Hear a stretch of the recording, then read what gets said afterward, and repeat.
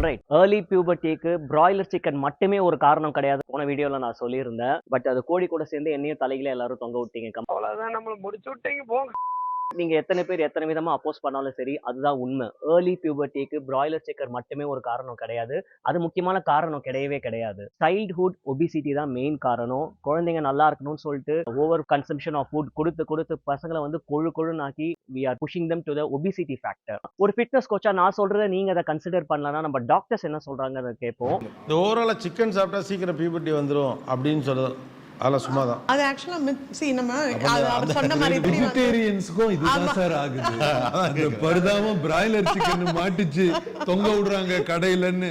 சரி என்ன பண்றது? ஆல்ரைட், டாக்டர் சொன்னதையும் கேட்டுட்டீங்க. see you in the next video. bye. ஏமா சொல்றேன் சார், நான் இது சும்மா ஹாபிக்காக பண்ணல, 100% ப்ரொஃபஷனல்.